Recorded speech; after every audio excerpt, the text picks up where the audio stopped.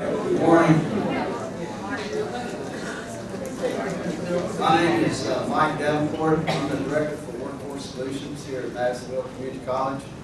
I want to welcome you to the MCC Personal Effectiveness Skills Fall Convocation.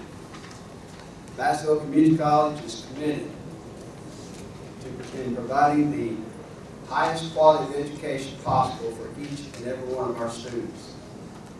That includes preparing you to get the maximum out of your education. Today, we have a panel of professionals who have volunteered their time to share with you their insights to either how to get a job, how to keep a job, or how to excel in the job. I would like to introduce our panel in the order of speaking. To my far right, Robert Carter, Director of Engagement and School Support, Hopkins County Schools. Next to Mr. Carter is Leslie Curneal, President, Hopkins County Regional Chamber of Commerce. Next to Ms. Curneal is Sarah Curry, Realtor, Heritage Homes. I encourage you to please listen carefully to what each of them have to say. One single comment from any one of these people could possibly make or break a career for you. Just by one comment. So, pay attention and have a good convocation. First up is Mr. Robert Carter. Thank you for those kind words. Good morning. Good morning. We're going to try that again. Good morning. Good morning. Let's try it one more time. Good morning. Good morning. See, that's one of the parts about getting the job. You got to act like you want to be there. You got to act like you want to be there, and acting like you want to be there, that means you show up ready. I'm going to give you 3 points today, because the fact of the matter is this: regardless of what you and I do, my friends, the world will continue to turn. And if you are not hungry for a job, I promise you there's someone else out there that is. So I'm going to give you 3 things today that will help you. These are merely 3 tools. And if you use these tools, you can become experts in them. Rule number 1, if you want to get a job, first and foremost, you must identify. Let me say that to you again. Identify.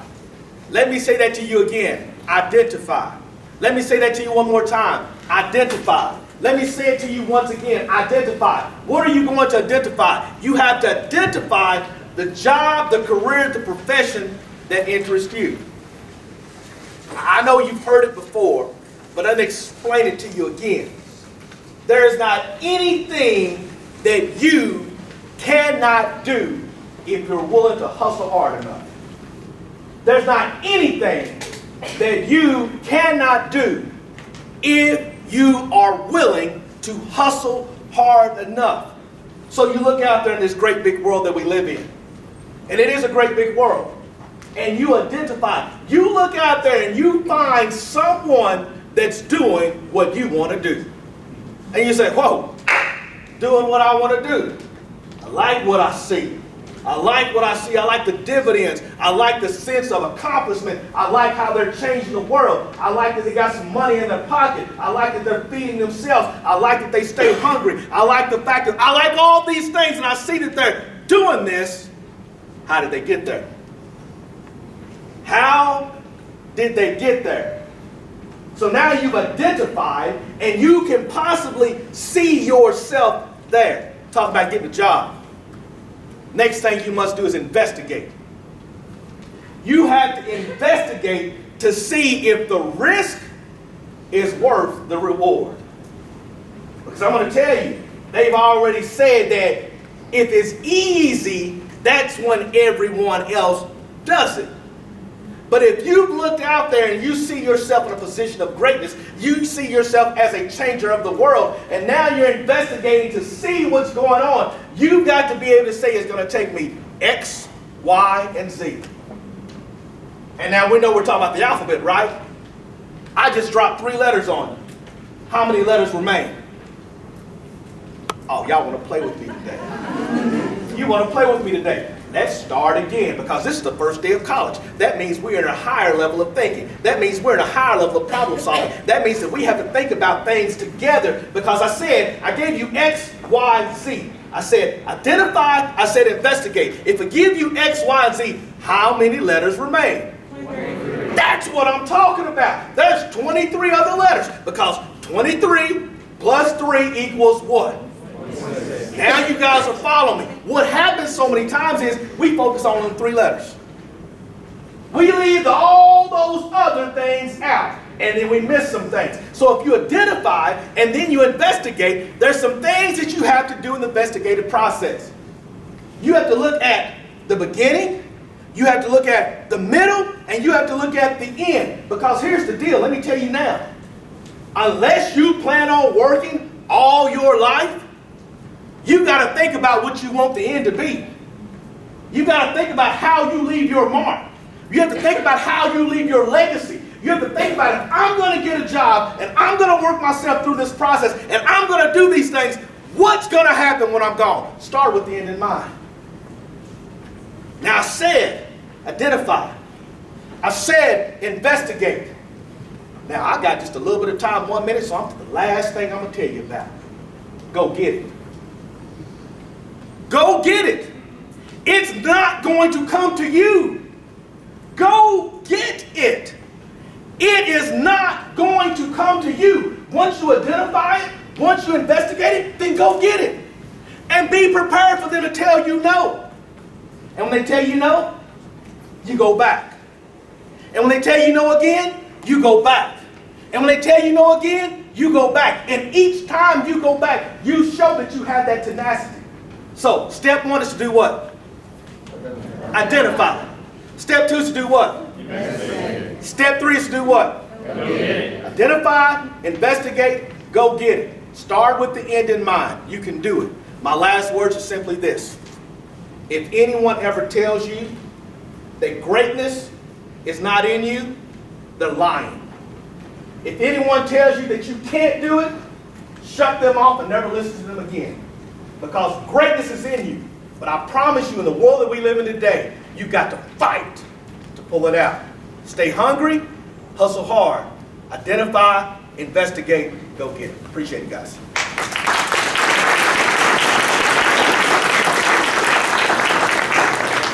Mr. Carter. Next is Leslie Curneal.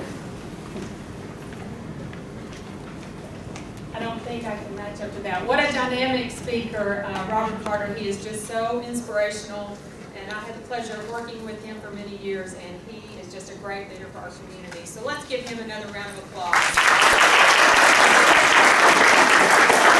So once you've gone and you've gotten that job, I'm here to talk to you about how you keep that job.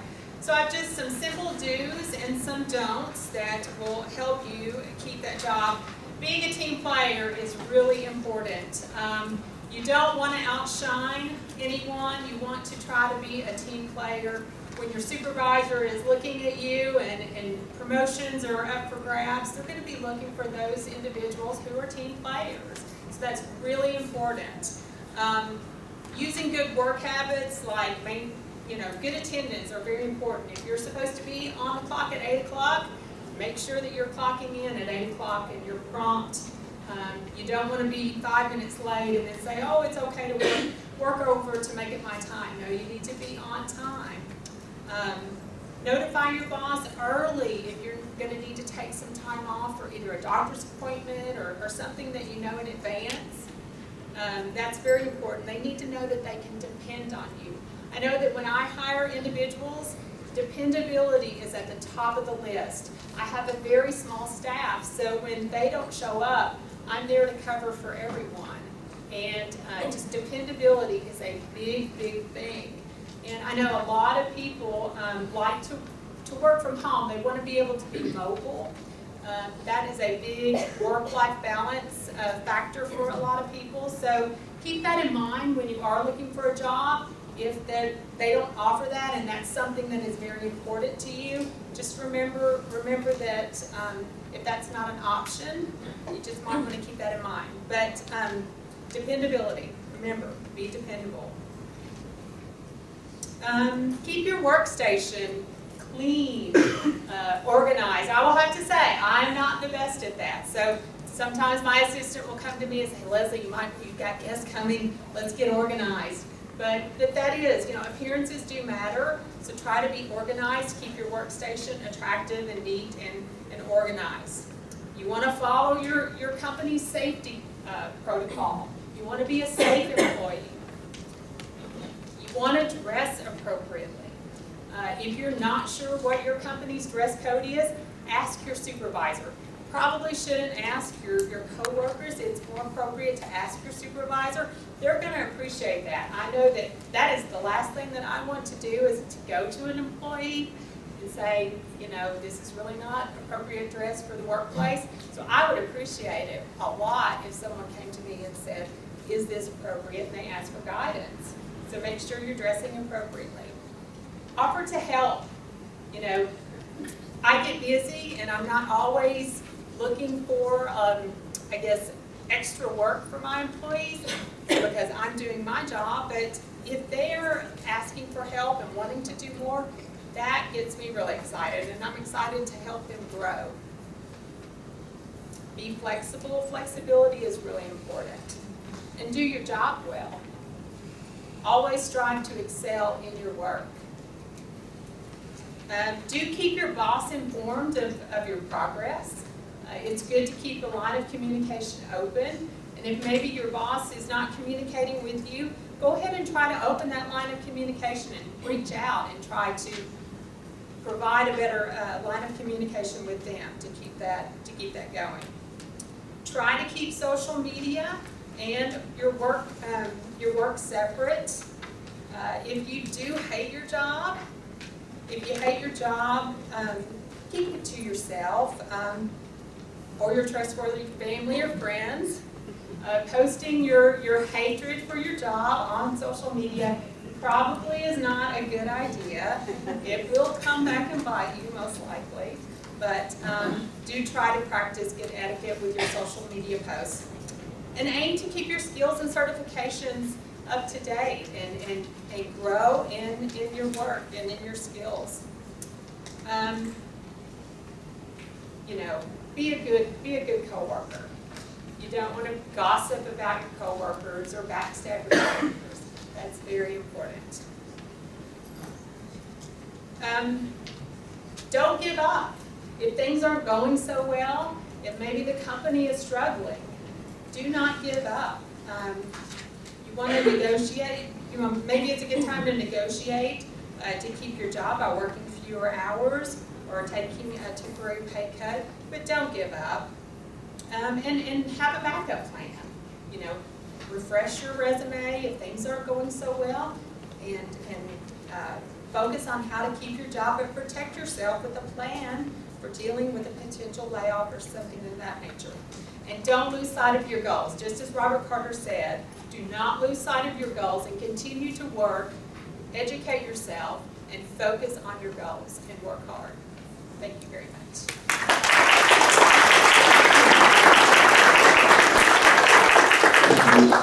Next speaker is Sarah Curry.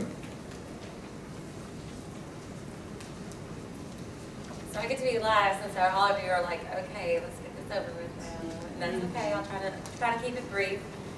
So you've just gotten out of school and you've gotten your job, and so you're like, whew, school's over, education's done. Well, it's not. First of all, what you got to remember is when you're just getting started and you're in a profession that you're not 100% on everything, just remember the only dumb question that's ever asked is the one that is not asked, if that makes any sense. Don't be afraid to ask questions. You're going to be new. You're going to be getting started.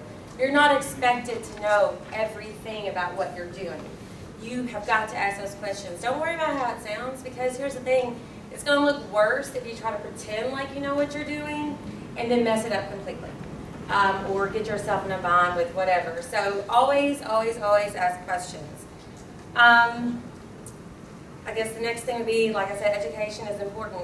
Once you get in your career, whether it's a job, it's your career, watch all the positions around you. If you see a position that you're wanting, if it's a managerial position, head of HR, whatever that is, there's always courses that you can take, whether they're in the company, whether they're online, different certifications.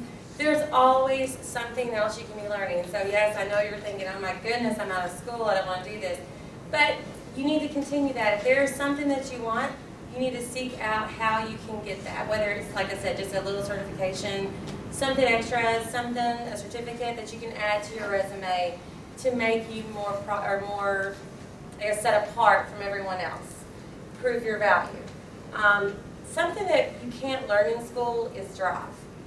We can learn how to do anything. You can learn to do the interview well. You can learn to get the job. But you are the only person that can make yourself driven. If you're complacent and happy with where you are and your bills are paid and you're good, that's fine. If you want to succeed, excel, you have to find that inner drive. And that is just something that can't be taught. At some point, you figure it out. And I know a lot of people that are driven. I know a lot of people that are not and are happy. And if you're happy, that's great. But if you're wanting to move forward in life, have to find that drive somewhere. One of the things I was going to tell you a little bit about, I was in your shoes a long time ago. I'm old now. But I got my real estate license whenever I was 23. I was a single mother, and I worked in a factory at night, and I did real estate during the day. So you think, oh, realtors, they just get to go and get the job wherever. No one would hire me. Not a single company would hire me because I was part-time. So for 7 months, I finally did get someone to hire me, probably a month after I graduated or got my license. And, you know, I would work all night and then try to spend a few minutes with my daughter and then work during the day trying to build up the business because I knew I didn't want to stay in a factory. Not that there is anything wrong with it, I just knew it's not what I wanted.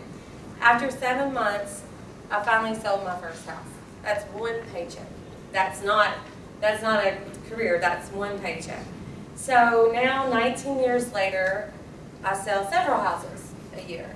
I think last year I had 77 transaction sides. The year before I had 93. This is from someone who no one would hire. So I think I found my inner drive. And that's something that all of you guys can do. It's in there, you just have to find it. The other thing that I did, what I've been told, was emulate the person you want to be like. I picked out another realtor who is still active. I work with her. She's very highly esteemed, and I am not a comparison by far. But I watched her work ethic. And I still strive to have that same work ethic. Because whenever you see someone who is succeeding, you want to know what they're doing to set themselves apart. And then that's the other thing. You want to set yourself apart. Bring something to the table that no one else has, whether it's your personality, whether it's your skills, whatever it is. And lastly, this is the most important thing of everything. Treat everybody the way you want to be treated. If you wouldn't want it done to you, don't do it to someone else, whether that's your clients, whether it's your coworkers, whether it's your boss because you just decided not to show up that day. If you go by the golden rule and treat everyone the way that you want to be treated, that's it. That's all you got to do. So, thank you. Let's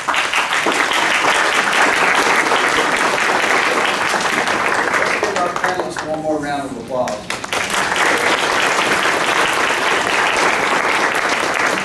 Before I dismiss you, I just want to remind you that everything they say, these people, some come from hard knocks, some, all of them.